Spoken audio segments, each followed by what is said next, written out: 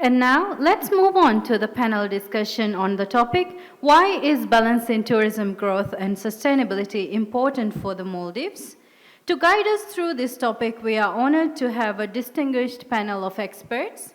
Mr. Ahmed Jihad, Group General Manager at Cocoon Maldives, Ms. Ruth Franklin, Co-founder at Secret Paradise, Mr. Marteyne Van Vel, Regional General Manager at Six Senses, Dr. Simad Saeed, Managing Director at CDE Consulting, and Ms. Fathimath Shazleen, Resort Manager at Naladhu Private Island.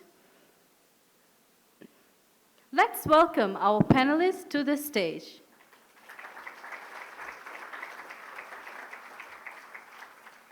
Okay, ladies and gents, first of all, very warm welcome to this panel. I wish that actually we have plenty of time to talk about this subject, which is very important, but we will actually try to make it probably short, sweet, and also productive as well. So here we have got experts on this subject and who has actually lived in this subject very much. So they all actually would bring a lot of knowledge and experiences. So I will start actually with Dr. Simad. Dr. Simad's presentation, first of all, was really, really beautiful, very informative. So here about the Bhutan, I just actually mentioned about the Bhutan, and you have been so much of experience from international arena. What can we actually learn from Bhutan? Do you think that we have to follow a similar path in terms of sustainability? Is it important, or just we actually continue with the growth as it is? And what are the consequences? Thank you so much. I think in terms of sustainability and what Bhutan has been achieving, they have been doing a remarkable job in terms of that. If we look at the sustainability literature and what's written about different countries' performance, they have even introduced the gross happiness index. They're saying that rather than look at the GDP, they rather consider happiness index. And their king has championed that. And we find that there are international scholars and others who really study about Bhutan's performance and even advise them on how to do it. If I may, I happened to be, I was in Sri Lanka and in a seminar that was held in Colombo. And one of the speakers there was an economic advisor, economist from UK, David Pearce from the London School of Economics, I think. And he was giving a presentation and I was listening there, and then he said that, look, the only country that has got this right is Maldives. And then he gave an example, and then he was using his demand and supply diagrams and then just doing a very basic explanation. And he was saying that when demand increases, it doesn't just simply mean that you keep on increasing the supply. If you just keep on increasing the supply, he said demand ultimately would start going down. And he showed how much Maldives was making in terms of comparing to other countries. So we did have that opportunity, that kind of example in the past. So now the question is, Maldives being the world's leading destination, what kind of lessons can we learn from Bhutan? I think that's the question. We are two very different countries. One is a mountaintop country, very remote, very difficult to reach, but they are doing very good with their tourism in terms of maintaining the numbers and making sure that their population is happy.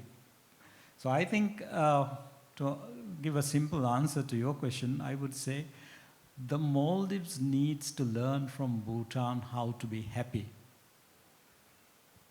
I think the issue with us is we are not happy.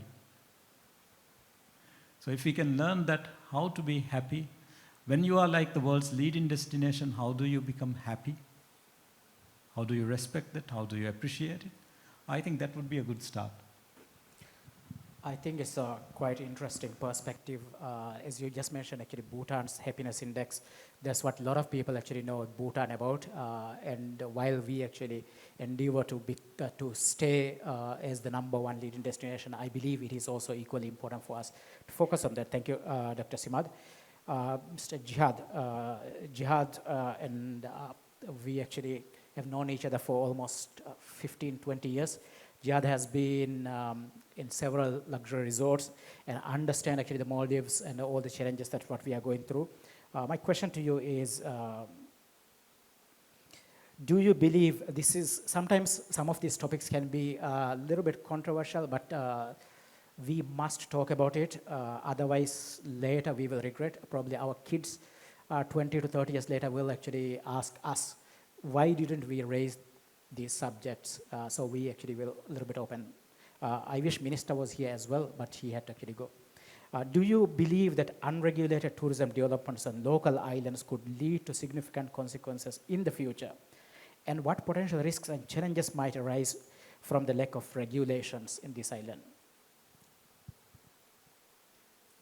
Thank you, Mr. Amjad. Before that, do you agree with me? What a fantastic presentation Dr. Simad has put us. As a person who's been working in the industry for a number of years, I was amazed by the statistics. Before I answer Mr. Amjad's questions, in the last 52 years, this kind of forums, tourism master plan 1, 2, 3, 4, 5, this fantastic people around here collect information, sharing knowledge. Are we going to use this one? Is it very productive? Knowledge is power, but it is more powerful apply learning. So I thank you, Destination Future, the NGOs, our colleagues, courage and confidence, idea coming together and execute. Believe me, my dear friends, for the 6 or few people who organized this, it was not easy. They must face a lot of challenges, as some of our previous speakers mentioned. When you start something, always you will face challenges. But thank you, Mr. Amjad, all the organizers, all supporters of Destination Future, thinking, forward thinking. Question, very important question. Local tourism, 800, 900 guest houses on the increase. Regulation, regulatory body. Do we have? Yes, if you go to Google, Ministry of Tourism, very nice. Regulations, monitoring system, regulatory bodies, execution.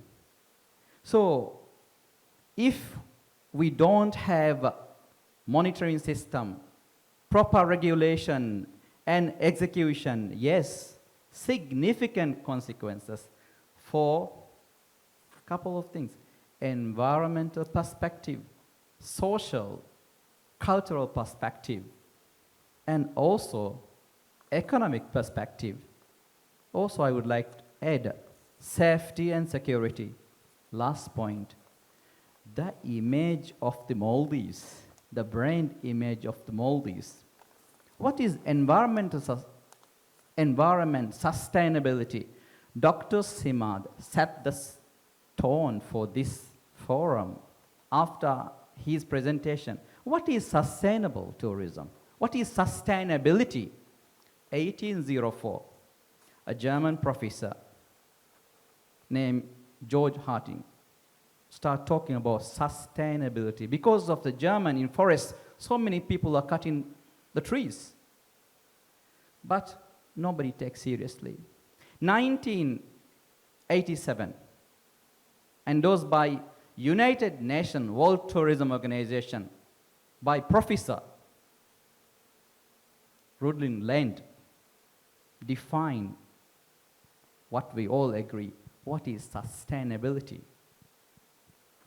provide the ability and the power to accommodate the present requirements, but not compromising the future generation of maintaining and long-term goals.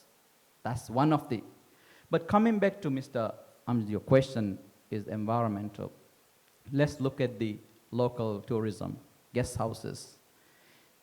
If there is no proper monitoring system, overuse of natural resources, pollution, habitat destruction, and many other things can degrade the very ecosystem that we rely on, attract the tourists, come to the Maldives.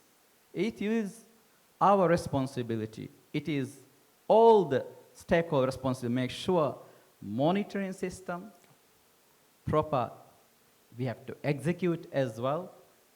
And also, Mr. Amjad, if you go a little bit further, how about this beautiful marine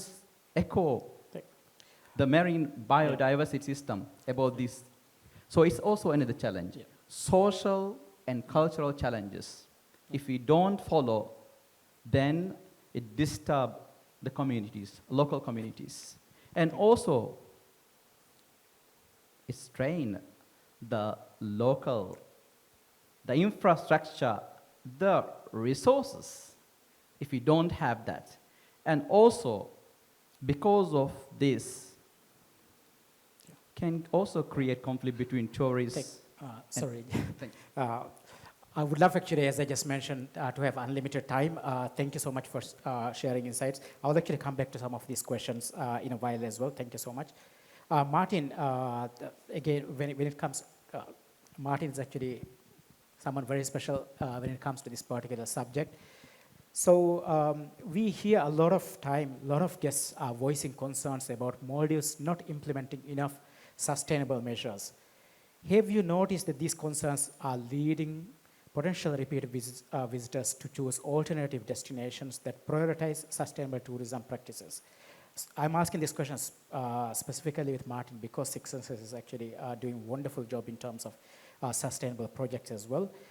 And then the question is, if so, what steps can we take to retain and attract these environmentally conscious travelers? It's such a big business. Thank you. I think Dr. Simad said it all. He showed an image that was a word chart, and it said why Maldives was so important to people, and it had very big beach, and it had beauty, and it had, exclusivity, and it even had sharks, and we're about maybe doing long line fishing again in the Maldives. Yes. I think guests care, the world cares, and I think sustainability has to be at the origin of everything we do. And it has to be done so that sustainability is positive and not negative. And that makes, the hard part of it is that it has so many elements. It has people, local communities, resort owners, marine environment, but it needs to be one agreement where everybody goes in the same direction. And I think for me, the most telling moment here was not only the word chart and then the image of all the plastic in the ocean, because that's what guests see when they arrive into the Maldives. So I think sustainability has to be at the very core of what we stand for, or we will lose our position in the tourism industry. Yes, that's, thank you. Yeah, that's actually important. That's what we are focusing during the morning session. And the question is, Marteyne, I understand again, having resorts actually far away from Male, and sustainability comes with the price itself as well. But again, the results that we actually get from it is more fruitful for a long term. Do you see guests actually choosing Six Senses properties, in particular Lamu, for example, because of your sustainability projects? How is it? Do you? Yeah, actually? I think guests are attracted to it because they're like-minded people. are we a tourism organization? Are we offering the tourism experience? Yes. Is sustainability at the very core of what we do? 100%. And so I think guests feel aligned by that and feel that their values match our values and vice versa.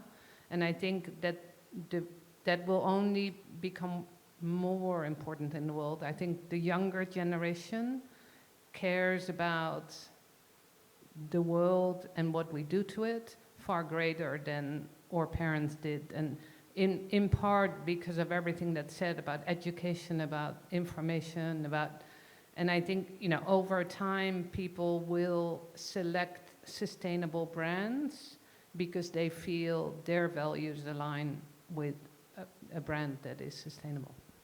Yes, thank you so much. Yeah, it is absolutely, because the market cap is extremely actually huge when it comes to, and yes, the younger generations are actually looking more into sustainability. Thank you so much. Now I would actually go to Ruth. Ruth has been in the Maldives for a very long time. She actually probably has traveled more local islands than I have, or most of us, and knows actually a lot of islands as well. The question is, how can the public awareness and education be enhanced to ensure that both tourists and locals understand the importance of sustainability in the Maldives tourism industry? The reason why I'm asking this question is, if you actually live in Hulumale, just an example, just next to the jetty area, there are, like, within 3 feet, 4 feet, there are dustbins, but although actually it's just within reach, a lot of fellow Maldivians, which actually breaks my heart, I see that they throw into the streets, and they believe, they think that someone is going to just come and clean, take it. So where did we go wrong, and in your opinion, and what can we do actually? Thank you. I think a lot of people have already said education and communication are the key pillars behind the 3 pillars of sustainability. And in order to move forward, we have to educate. And Dr. Simad has already highlighted from a destination point of view, why aren't we incorporating tourism and hospitality into our curriculum? And likewise, it's then about bringing sustainability into the curriculum also. One of the questions that we get asked a lot by tourists is about waste management. And to try and explain that to them, we have to go back. And it's about storytelling, exactly as Dr. Simad was saying. It's not about saying do this, don't do that. It's about explaining the why. And from a waste point of view, historically, everything was biodegradable. You didn't have plastic in the Maldives. It was thrown into the ocean. It was dealt with appropriately. But then along came plastic. Then along came 1 million tourists. And we find ourselves in a situation as an archipelago where we have the challenges of waste management. So from a local's perspective, I feel, and talking with the team, that it's about our job as tourism stakeholders. We hold the future of the Maldives in our hand in terms of educating about sustainability, whether that's to local communities or whether that's to our guests. It starts even before the booking process, when guests are making research. What do they see on your websites? What stories are you telling on your social media? We're all great at displaying the beautiful pictures of properties and our beaches, which is obviously what people want to see. But it is our responsibility also to educate them in when they arrive to the Maldives, what can they expect? What type of behaviours do we expect from them, and why? What is the purpose of that? It starts also with communicating with travel agents, tour operators, equipping them with the information, maybe 10 top tips in terms of responsible travel to the Maldives. We have to start that conversation. We can't rely on others visiting us to pick up the mantle on our behalf. So it's about communication at all levels. And at a property, in a business, we have to ensure that we are communicating that to our employee team that we have them on board, because once they are on board, they then create the storytelling conversations with the guests that they interact with. So really it is down to that communication perspective and starting before the guest arrives in the Maldives and understanding not just the don't do, and it's about why we don't do it. What are the positive impacts that a guest can make when they travel? Thank you, Ruth. So we are talking about a lot of actually awareness programs and stuff. Our generation in 1996, I think it's 1996 or 1998, we actually, all the students from Mali, we signed a pledge saying that we would respect the environment, and we actually signed that pledge saying we will actually not be throwing plastics in the ocean and stuff like that. I haven't seen actually such a thing after that, but probably some people may have still following that actually pledge that they signed. And the question is, the existing people, I try myself actually, even when I live in the resorts as well, I try to tell them what are the consequences. So Ruth, what do you think actually from the resort perspective in terms of training? We have world-class actually service industry here. What can we do to bring that into the existing generation? Is there anything? I think it's twofold. It's about utilising the resources and the skills that we have and taking that into the community. I think it's about utilising social media and media coverage generally in the Maldives. How often do you see an article that talks about sustainability or actions? But the reality is that sustainability is a conversation, it's a word, but ultimately it's about the longevity and protection of the destination that we all love and that we want to invite guests to. And I think it's changing a mindset is a hard thing to do. It doesn't happen overnight, but we have to make that start. And it's very easy for small companies, I think, to look and say, right, look what the big guys are doing. We can't afford to do that. We don't have the resource. But it's about making a start on that journey. And if that journey is about voicing it through your social media channels, in the media, then that gets out to our local communities. Thank you. So it's all about creating awareness, and it's actually, today it's much easier to communicate these messages than 15, 20 years ago. Thank you so much, Ruth. We'll go to Shaz, actually. I just mentioned in my presentation as well, Palau's president. I know it's such a small country, but again, we were also a very small country until we reach actually 1.8 million. So they also start small. We also maintain, we actually held the position of curating sustainable experiences and stuff, but we kind of lost. But then I might be actually, the statement might not be 100% accurate because a lot of resorts are now actually investing into this one. So Shaz, do you think, do you see any seriousness or any concerns from what Palau's president said? The reason why I'm asking is today, this was on Travel Weekly, so these are some of the powerful medias. If such kind of figures try to portray the Maldives as not a sustainable destination, it could lead to a lot of consequences. So do you believe his statement? And if you do, why do you think, and what do you think we actually should be doing? Thank you, Amjad. We all agree that Maldives has held a position as a very sustainable destination. Can we say that now? What we do now is, or can we live in that glory now? That's a question we have to ask from ourselves, right?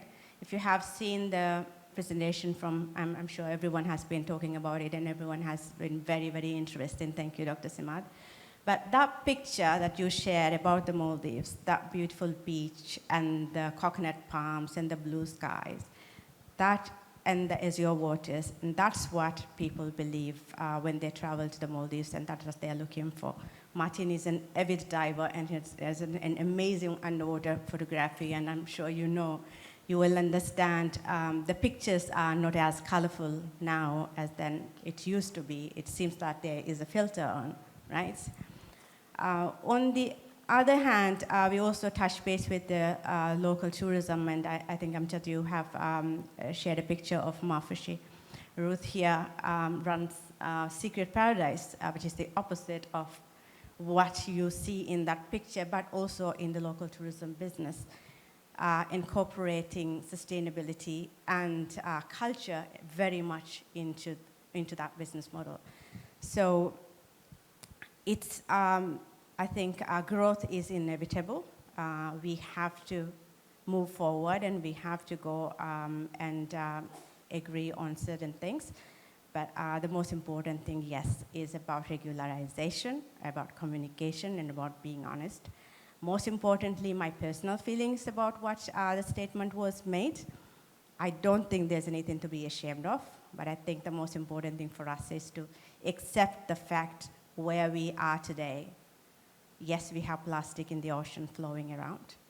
Yes, we have sedimentation covering our reefs. At the same time, we have these beautiful resorts coming out of nowhere, charging extreme amounts and bringing a lot of money into us.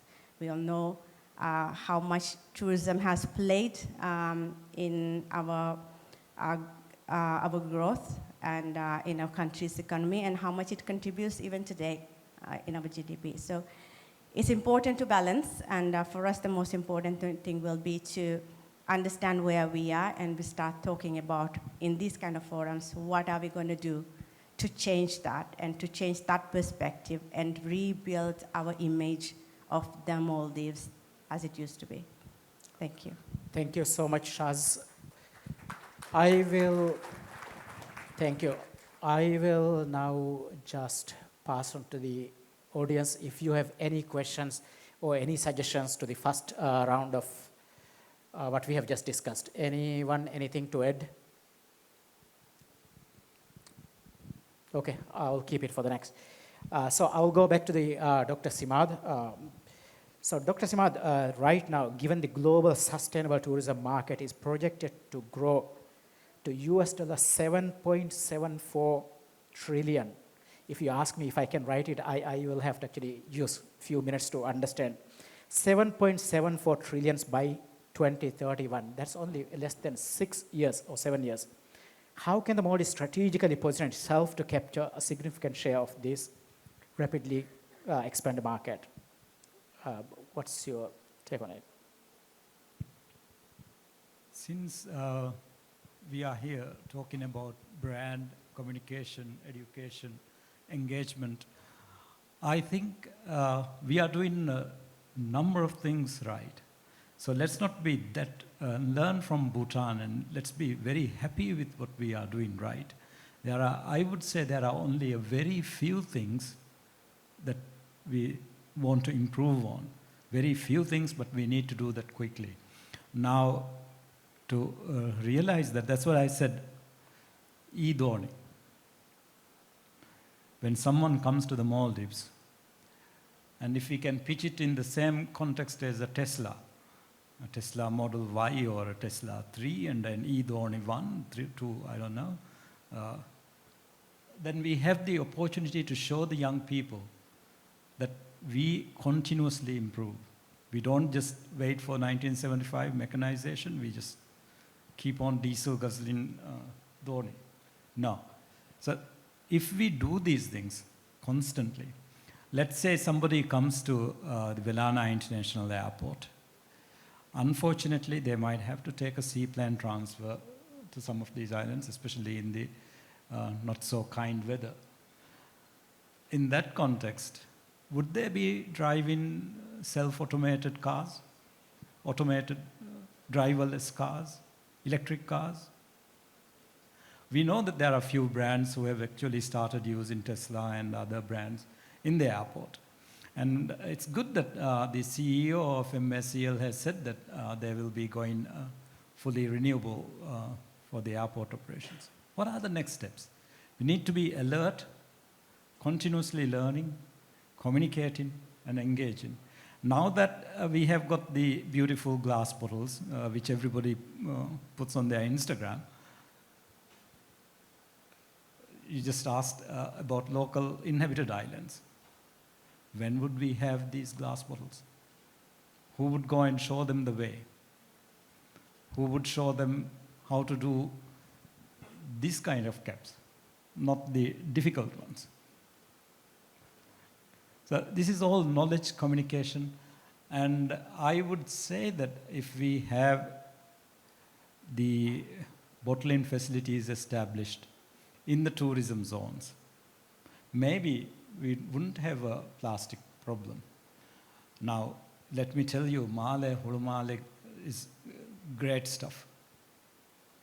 They even call it Greater Male. So I don't know how we will tackle that. But when it comes to the inhabited islands, the guest houses, the local tourism, community tourism, resorts, I am fully confident it can be done. But I don't understand when it comes to the sustainability in the, especially in the Greater Male region, because what we are doing is quite something else. Then comes the question of communicating and educating. Maldivian young people are listening, not to us, not to the teachers. Who are they listening to? What are they eating? What are they talking about? Someone told me the other day, Simad, go have a look at the customs import stats to see that there's a particular brand of noodles that has become very popular. So I said, I never knew that this is a very popular. Of course, I don't apply many of the lotions and other shampoos and other things. But apparently, there's from one country that we are importing these shampoo and makeup and things. Why? Because the Koreans got it right. These South Koreans have got it right. They are reaching out to the 10,000, 15,000 Maldivian kids. I'm sure the parents here would know what I'm talking about. They watch their cartoons, they watch their movies, and happily, Amjad, they even speak Korean. Sorry. So there are ways of doing this. We just need to be innovative and find out how to reach out, how to communicate, how to educate, and then also make it meaningful. Thank you. And Dr. Simad, just in addition to that, right now we are keeping the dollars, or a lot of actually the entrepreneurs who are coming into the guest house industry, which we actually started as a very beautiful message, passing 3 to 4 rooms house. If you have 1 room, just actually give it to, sell it to a guest, or even actually a smaller scale. But right now, these tall buildings and everything.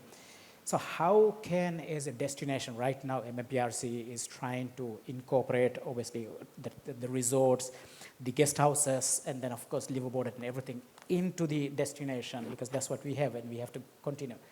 So for new aspirational business men who wants to become owners of guest houses, can you just tell us what they can actually do to achieve that sustainable model, and also how to attract sustainable customers? Because I'm not sure, unlike Six Senses, where they can spread the message very quickly, and when someone just talks about Six Senses, everyone knows about the sustainability, everything incorporated with the brand. But guest houses are becoming an issue. So how we can actually communicate that to the outer world, encouraging the locals to follow more of a sustainable model than quick dollars? Thank you. I think that's the million-dollar question. If I have a good answer for that, the Maldives tourism industry would be sleeping very peacefully with regard to what is happening in a few of these islands, I must add. Only a very few islands, the issue is. But how do we convince the new investors as to what is the right model, what's the good local tourism model or community-based tourism? I think this is something which we need to really seriously discuss. Why? What's the motivation? What's going on? Understand what's happening. Is it to do with lack of regulation? Maybe not. Is it them not having enough information? What works, what does not work? Or is it just an image that we have, that having a 10-story building with so many rooms, that this is the best model of tourism where we will get good investment returns? Now, Amjad, I think what I see, and have been considering this for a while, is Toddu. I don't hear about Toddu a lot in these forums, but I hear that they are doing really well. They are maintaining the standards, and they are getting the locals to invest. So can we recognize what is good? Can we publicize what is good so that people know that this is perhaps something that they could also imitate and then try to do? So finding out what are the good models, what are the good standards, what are the things that needs to be there. One more thing, the more I think about it, I think that we have got the wrong mindset. I think we have established this, that tourist resorts, luxury resorts, excellent, very good. When it comes to inhabited local islands, not so good. Poor. Let me put this, if Om Bang Seng decides to invest in a resort on Kamadhu, what would happen?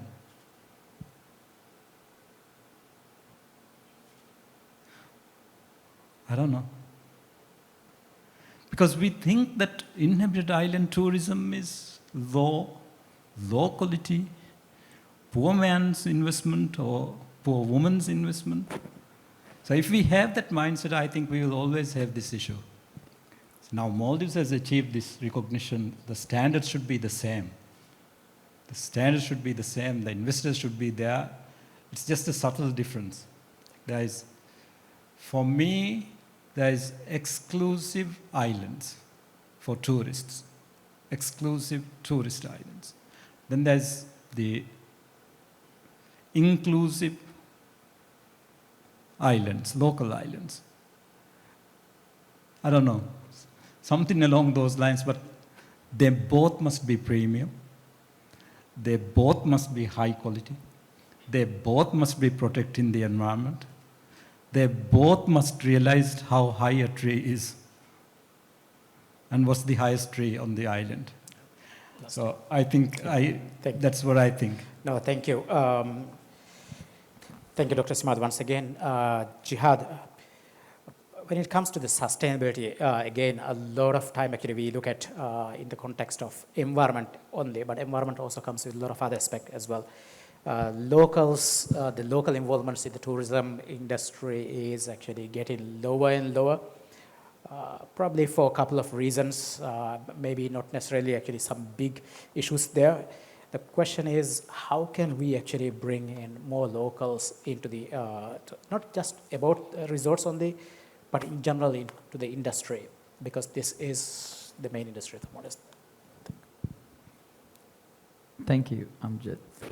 Last 5 years, I believe the colleagues from the Maldives, they will agree with me, we have seen significant participation, contribution from the local leaders. And one thing I'm very happy to see, the government, authorities, and other regulatory bodies, they encourage all the resort owners to consider, give more responsibilities. Decision-making positions from the government, from the stakeholders, is very vital. And we are very happy to see the growth and the significant participation from the local leaders.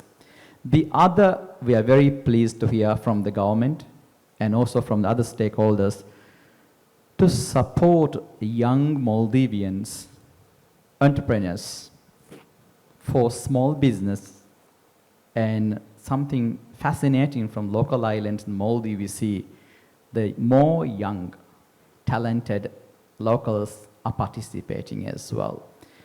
I believe here all our panels, education, awareness, training, and skill training, and have, why not we have, Mr. Amjad, sustainability champions from the local community, through them the awareness programs as well, and also promoting different culture, other new tourism opportunities. I think that's something very important. We are very happy to see more locals are participating, involving in decision-making discussion as well. And I have no doubt with this kind of forums, we're going to see more local leaders and other members are participating. Last point is, Mr. Amjad, always we discuss about why we have only few ladies. I'm very happy to see Shaz here, but the question is, how can we bring more talented girls? We have so many, and also we see from the sales and marketing, from the other areas, we see more young Maldivian girls as well. So the future always looks brighter. Thank you. Thank you.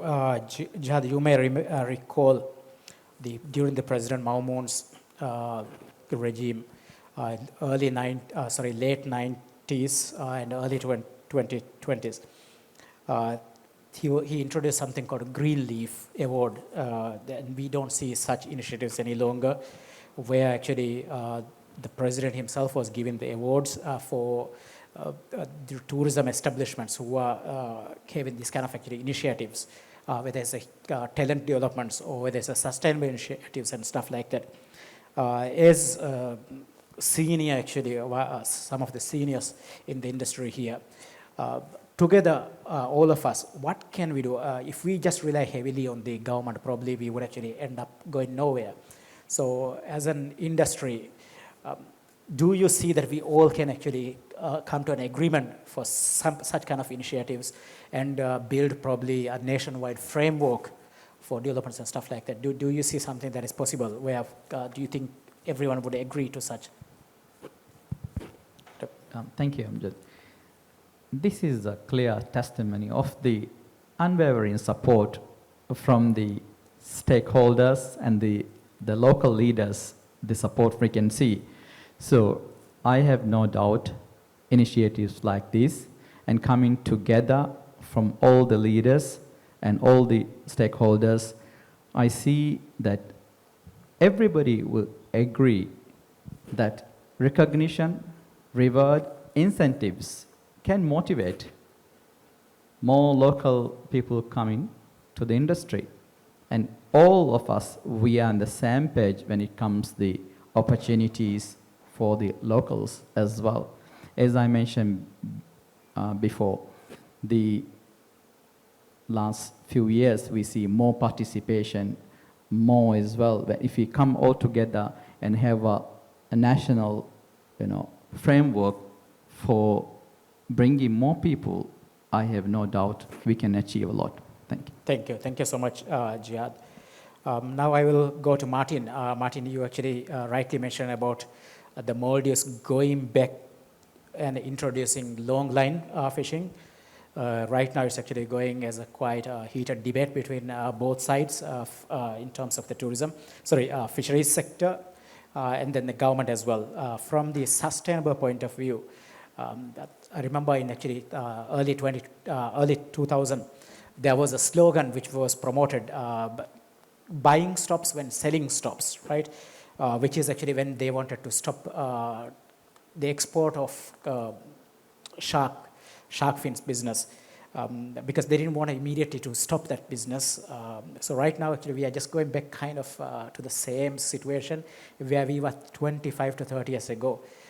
What do you think from the guest perspective? How would they see it, especially from environmental actually perspective? Do you think it's kind of gonna bring a lot of negative consequences? I think it'll destroy tourism. I think Maldives, in part, is so well known for its incredible underwater world. We attract a lot of people that come diving, snorkeling, sustainable fishing is available. We've just had, tremendous coral bleaching a couple of months ago. Reefs are recovering, but at a slower rate. If you now allow longline fishing again, and you'll have images of sharks and rays attached by accident, I think in all the areas where we compete with other countries for the tourist, there's better diving, there's a better underwater world out there without longline fishing. Yeah, thank you. There was also a debate actually going between the tourism sector and then the local community saying about the shark actually fishing. So the tourism sector very much saying it's better to keep actually shark alive and actually get more dollar by watching it than actually killing it. So we are actually going back almost backward on that subject. I wish actually tourism minister was here so we could actually just let him pass the message to the Minister of Fisheries as well. But what we will do is actually as an NGO and together with all of us and other NGOs, we will also try to actually voice on this subject because we also feel exactly the same thing as well. Thank you, Marteyne. And I'll go to the Ruth. From what you have seen in the Maldives actually, especially in terms of the local tourism, and not only local tourism alone, but in terms of overdevelopment, how does the concept of over-tourism apply to the Maldives, and what are the potential consequences of this? So the question is, Dr. Simad actually highlighted in his presentation, when there is, or just actually mentioned, when there's demand, you think that the next development is what is required and that it just continues, there is no end to it. And Maldives being such a small destination, only 1% of actually the country is land, there is a certain level that we can actually go. So what do you think about how do you come up with this? Thank you. Ruth. I think when people mention over-tourism, we start thinking about destinations in Europe, perhaps Venice particularly, and don't necessarily believe that it applies to the Maldives. And I guess from a resort concept, it doesn't, because on a resort you have a set number of beds. You're not going to get a rush or an influx of people that aren't booked with you. But then when we look outside of the resort industry at local islands, we are in a situation, particularly within the central third of the Maldives, where I feel over-tourism through development is at the cusp, and it's very quickly going to go over the edge. Over-tourism obviously has an impact on our resources, our natural resources, the infrastructure of local islands, and ultimately that could impact the culture and traditions of the Maldives. They could die out because the level of tourists on an island becomes far greater than the population. We have over-tourism in a number of marine hotspots. I'm happy to say that at the end of this month, the EPA will be launching the management plan for Sampa, which is long overdue. But we're in a position where we have created that over-tourism because we are selling an experience that should be positive, both for the marine life and for the guest, at a rate that is probably, at a local island level, can be as low as $50 per person. Whereas if you go to other destinations where they have these wonderful encounters with marine life, guests are paying $150, $200, which really gives the question of, are we actually acknowledging the cost and the profitability of our marine life? Are we actually looking at what it's worth in order to view it? And there are people that come to the Maldives specifically for different marine life encounters. There are many of our guests that come because they want to stay on a local island in a small guest house to be able to engage with locals, eat dinner over the table with a local family. And from an over-tourism point of view, we are in an area of danger where we can either put a line in the sand and say, this is where we're at now, and how do we change it, and how do we capacity build for the future so that it benefits everybody and also benefits the environment. I mean, ultimately, because of over-tourism, we could lose visitors because we disrupt the reason that they're visiting the Maldives now, those beautiful beaches, and potentially, perhaps then we impact future investment, be that green or blue economy investment. So I think we are at a point now where we have to make some very hard decisions. We can't change the past, but we can certainly change our future. Thank you so much, Ruth. And I will actually pass the next question to Shaz. Shaz, you have been in Mal Atoll, actually both sides, for a quite long time. One of the actually main primary reason for most of the visitors to the Maldives is about the vibrant marine life, the underwater, the snorkeling or the diving. So the question is, with the rapid and uncontrollable developments in both the South and North Mal Atoll, these underwater experiences are being negatively impacted. Every single actually lagoon is being developed. Do you believe that this could lead to a decline in potential business for Mal Atoll in the future? Because right now, if you look at it from business point of view, speedboat actually destination resorts are actually doing extremely well. And the question is it sustainable? For how long actually they can sustain if Maldives was supposed to be actually about vibrant marine life? What do you see actually people already complaining about it? Thank you, Amjad. I think this is not going to be an issue only for Mal Atoll. For any tourist hub, when you look at the north and the southern parts, there are certain places where you have more resorts and islands concentrated. So there will obviously be that. But what we'll have to think about is the guests coming to the Maldives, or especially staying in the Mal Atoll area, the main reason for them to stay there in these resorts, is it because of the diving and the snorkeling? Maybe, but I think most importantly, there could be other factors as well, like the proximity to the airport, ease of travel, and also the choices of move around, and different luxury, mid and lower budget hotels and resorts around. So that could be one of the reasons. Having said that, when you have a problem or an issue of dying reefs, and if you don't get that experience from spend perspective, the guests are not going to be paying for a mediocre experience. So the experiential spend that you get from them is obviously will be declining, and you will see. I'm sure everybody will agree that you will see a decline in there, right? Another thing is also the skyline has completely changed around this area. I'm not sure how many of you have noticed. For me, for sure, this is coming to Kurumbayat, and this is my returning after 3 or 4 years, and what I have seen on the way at the horizon was quite shocking, to be honest, and I can only understand and be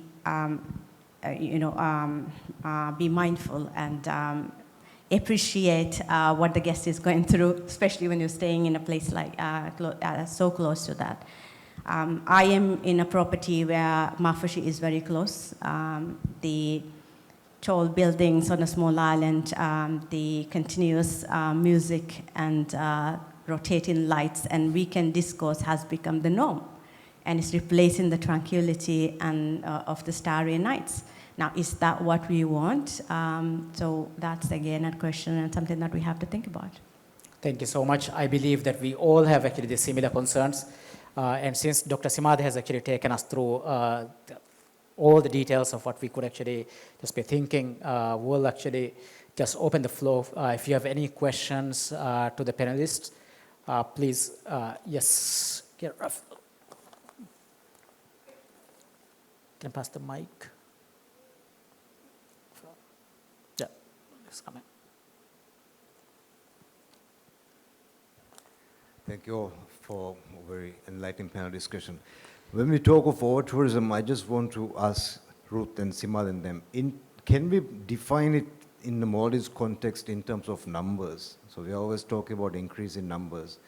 When do we say, okay, we are now experiencing over-tourism? If we have targets of 3 million, 4 million, 5 million tourists, have you guys thought about it, or is that something we should think about it in the really long-term future? I'm a great believer that we need to change our mindset of measuring success in arrival numbers. And that's not just the Maldives alone, that's destinations worldwide. And we should be measuring on the positive impact our guests bring to the Maldives. I think my own personal opinion in terms of over-tourism, at this moment in time, it's about development. How far do we develop? How many more lagoons do we reclaim?